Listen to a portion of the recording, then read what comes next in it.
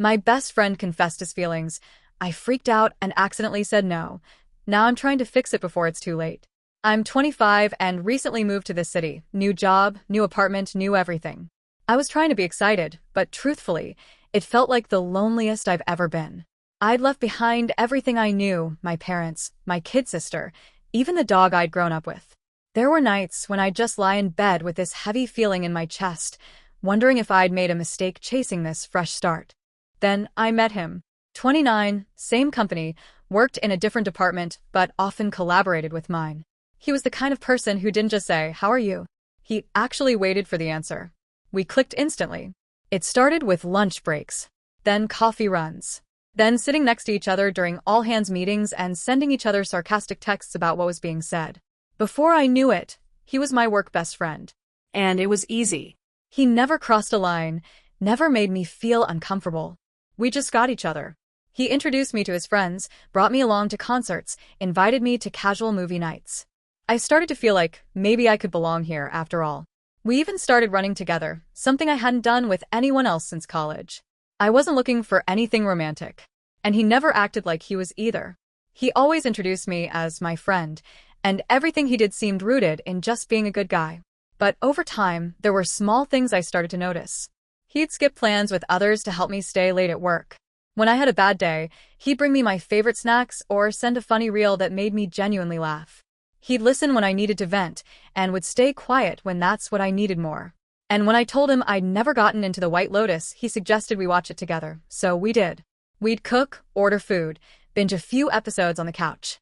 There were nights we didn't say much, just hung out in comfortable silence. It was during one of those nights that I broke down. It wasn't planned. I don't even remember what triggered it. Maybe it was just that it had been building up for so long, being away from home, missing my family, and the crushing guilt of leaving my 11-year-old sister behind. I've always been more like a second mom to her than a sister. Missing her science fair, her birthday sleepover, even just hugging her goodnight, it all came pouring out. I told him how I sometimes felt selfish for moving, even though I knew I had to. I sobbed harder than I have in years. He didn't panic. He didn't try to distract me or joke it away. He just sat next to me, quietly, and said, "You don't have to carry all of that by yourself." And that did something to me. It made me feel seen in a way I hadn't felt since leaving home. But here's where things get complicated. The more time we spent together, the more I started to wonder. Was there something else here? Something unspoken? There was no obvious flirting. He never touched me inappropriately or even hinted at anything physical. But there was this emotional closeness that felt different. I don't know if I was imagining it or if he was feeling the same thing but didn't want to admit it. I started overthinking everything.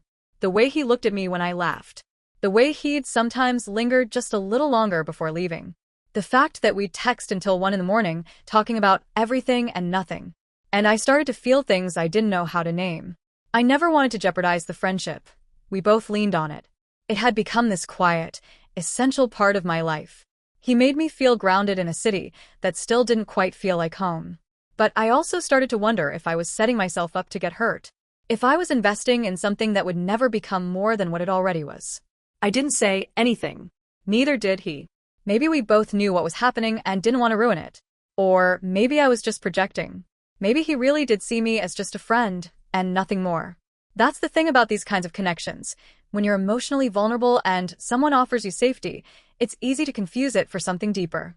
But even now, as I think back on everything, our runs, our long talks, that night I cried in front of him, I can't help but feel like something was there. Maybe it still is. Or maybe it's just one of those rare, deep friendships that don't have to turn into anything more. Either way, I'm still grateful. In a time when I felt so untethered, he was the person who reminded me that I wasn't alone. And whatever happens next, whether we stay just friends or something shifts, I'll always remember how it felt to have someone show up for me without needing anything in return. Then one day, we were setting up a conference room together for a workshop the next day. He didn't even need to be there. It wasn't his task and no one asked him to help. But there he was, moving tables and untangling cables beside me like it was no big deal. So I asked, genuinely curious, "Why are you doing this?" "You don't have to. It's not your job." He paused, like he was debating something internally. Then he looked at me and said, "Well, when you like someone, you do things for them." My heart stopped for a second. I blinked. Wait, what? He smiled, but it was this shy, almost nervous smile I hadn't really seen on him before. I like you. I kind of thought you knew. I stood there stunned. I genuinely hadn't seen it coming. We'd become close over the past few months, work best friends, really. We always had lunch together, shared funny reels all day, and would text after hours just to talk about random stuff. We went on runs together. He introduced me to his friends. We even started watching White Lotus at my place because we both loved the show. But through all of it, he never made a move. Never flirted. Never gave any obvious signs. He always called me his friend. So I never let my mind wander. Honestly, I didn't let myself even entertain the possibility. So I asked, "Since when?" He shrugged, eyes still soft. "Since the moment I met you. But I didn't want to rush anything. I wanted to get to know you first." And then he said, "So, do you want to go on a real date?" That's when I panicked. It was like this switch flipped in my brain. I suddenly felt my heart start pounding, like I was trapped. I've always had this fear, this deep, irrational fear, of real intimacy. The moment something shifts from playful or platonic into something real and vulnerable, I freeze. It's like my brain hits an emergency brake. I start imagining everything that could go wrong, every way I could get hurt, and I pull away, fast. So I said, "I don't think that's a good idea." His face dropped. He didn't say anything for a second. Then he just nodded. Everything between us went quiet and awkward after that.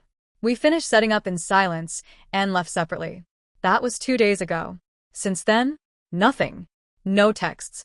No memes. No chats during our breaks. No shared lunch table. I even noticed he left our group chat on mute. When I finally managed to catch him alone and asked, "What about the date?" Hoping maybe I could undo some of the damage, he didn't even look me in the eye. He just said, "Never mind. Don't worry about it," and walked away. I felt like I'd been punched. It's been messing with my head ever since. I keep replaying it all, wondering how I didn't see the signs or why I reacted like that. And the truth is, the more I think about it, the more I realize I always liked him too. I just never allowed myself to go there. Maybe I didn't believe someone like him could feel that way about someone like me. Or maybe I was just too scared of ruining what we already had. But now that I've had time to process, I can't stop thinking about how kind he's always been to me. How patient. How gentle. He's thoughtful in this quiet, grounding way. He doesn't take up space with loud energy. He makes space for others. And I didn't realize until now how much I've come to lean on that. It hit me hard because I grew up in a household where love was chaotic and loud. My dad had a short fuse, and everything felt like walking on eggshells. I think I internalized that any romantic relationship would eventually turn into conflict or volatility. So I've always gravitated toward emotionally safe spaces, but run from anything that tries to get close. He's not like that. He's calm. He listens. He makes me feel like I can breathe. And maybe that's exactly why I freaked out. Because he's everything I didn't think I deserved. And now I feel like I ruined it by pushing him away the moment he took a chance. I think I hurt him more than I realized. He opened up, and I shut it down without even explaining my fear. Now he's pulled away to protect himself, and I honestly don't blame him. But I also don't want to let this end here. I don't want to just lose him. Not as a friend, and certainly not as the person he might have been in my life. Because the truth is, he's not just someone I like spending time with. He's someone who made me feel like I was home in a place I was still learning to call my own. So what do? Do I push and tell him everything? Risk making it worse? Or do I give him space and hope he'll come back around? I want to respect his boundaries, but I also don't want to leave this chapter unfinished. Because something about this, about us, feels like it deserves a real chance. And maybe next time he asks me out, I'll be brave enough to say yes. Or maybe I'll be the one who asks first. Either way, I'm not running anymore. 3 days later, I couldn't take it anymore. I had replayed everything in my head over and over again. The moment in the conference room, the way I froze, his quiet withdrawal, and how empty everything felt without our usual interactions. I kept reading the same advice online, and from friends. Be honest. Tell him how you feel. Show up. So I did. But I didn't want to just send a text or bump into him at work. I wanted it to be something more intentional.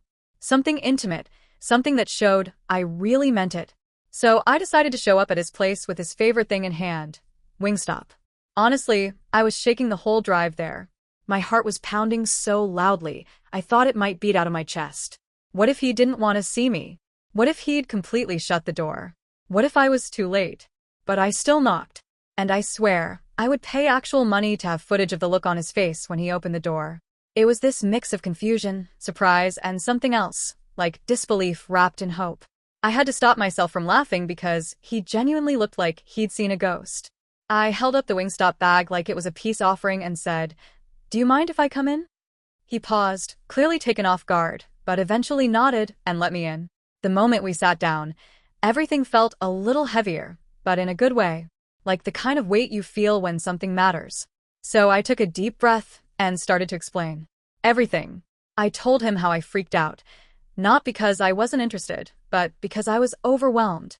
I told him how scary it felt to be so far from my family, anchoring myself to a new place and possibly to someone who had become such a central part of my life. I admitted how terrified I was that losing him as a friend would hurt more than never trying something romantic at all. And more than anything, I told him that I was afraid I wasn't enough. That maybe the idea of being with me was better than the reality of it.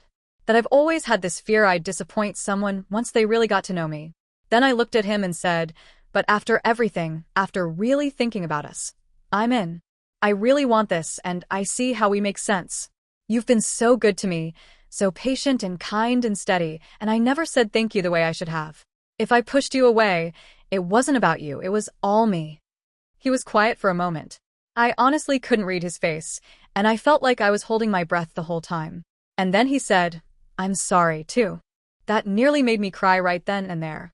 He told me he didn't mean to ice me out, that he was just hurt and disappointed, and that he needed time. He said he never stopped caring, and that he would have eventually reached back out, because even if things didn't work romantically, he still wanted to be in my life. That just being my friend would always be better than not having me around at all. I could have melted right there. This man, he's too good. It was such a relief. I'd seen so many comments and thoughts in my head whispering, what if he only liked you because he wanted something physical? What if he wasn't a real friend at all? But the way he handled everything, with grace, patience, and kindness, just showed me the opposite. He didn't lash out. He didn't try to guilt me. He just gave me space, and when I came back, he still had the door cracked open. I think that's the kind of person I've always needed. Someone who doesn't punish me for being scared, but who also won't chase me if I run. Someone who waits just long enough for me to realize on my own what's real and worth fighting for. And now? Well, we ate wings and laughed awkwardly. We didn't plan our future or anything wild. But we talked more, we watched some White Lotus again like old times, and when he walked me to the door, we both smiled like maybe, just maybe, we were about to start something really special. I'm not sure where it's going from here, but I know I want to find out. Another thing I've been thinking about a lot is what people kept saying, stuff like, well, if you didn't like him romantically at all, then you should just leave him alone, or maybe you just missed the attention. And I guess those comments got under my skin more than I expected, because they didn't reflect what I actually felt. It wasn't about craving attention. I genuinely valued him for who he was. I just didn't think of him that way because the nature of our relationship was so deeply platonic from the start. He never flirted. He never touched me in a way that suggested interest. He called me his friend to other people. In my mind, it wasn't even a door that could be opened. It didn't occur to me to look for a handle. I told myself, he's just a really great friend, and I was thankful to have him in my life, especially after moving here alone. So when he confessed he had feelings for me, it genuinely blindsided me, and I think that's part of why I panicked. I hadn't seen it coming. My brain had filed him into the safe friend category, and suddenly that category was shifting and shaking and asking new questions I didn't feel ready to answer. Not because I didn't care, but because I cared too much and didn't want to mess it up. But we've talked. We've really talked. And now, we've officially decided to give this a go. It still feels surreal saying that out loud. Like, what started as a beautiful friendship rooted in mutual support and low-pressure companionship is now slowly shifting into something romantic, and it feels right. We had a long, vulnerable conversation about where we see our lives going, and surprisingly, or maybe not so surprisingly, we're aligned on the big things. Family, values, the kind of pace we want in life, even how we both feel about communication and emotional safety. It was like laying out puzzle pieces and realizing, oh wow, this could actually fit. I'd be lying if I said I'm not still scared. Fear doesn't just vanish overnight. I still have that voice in my head that whispers, what if you mess this up? What if this changes everything and not for the better? But I keep reminding myself if I don't try, I'll never know. And I will regret that. So I'm leaning in. I'm not pretending to have it all figured out, but I'm committed to being honest. To showing up. And yeah, I still have a date up my sleeve, something I'm planning with all his favorite things. Just a little something special to show him how much I appreciate everything he's done for me, and how much I care. I still feel like I've got some making up to do, not because he asked for it, but because I want to. Oh, and we kissed. It was kind of amazing, honestly. Soft, unhurried, but full of this quiet intensity that said everything we hadn't said for so long. It didn't feel like fireworks. It felt like warmth spreading through my chest. Like, oh, this is safe. This is good. This is mine. It's weird how something so simple can shift your entire perspective. A week ago, I thought I'd ruined the best friendship I'd made in this new city. Now I'm sitting here smiling like an idiot because we're actually trying. Slowly, gently, thoughtfully, but trying. And for the first time in a while, I'm not just scared. I'm excited. I'm hopeful. And I think that says a lot.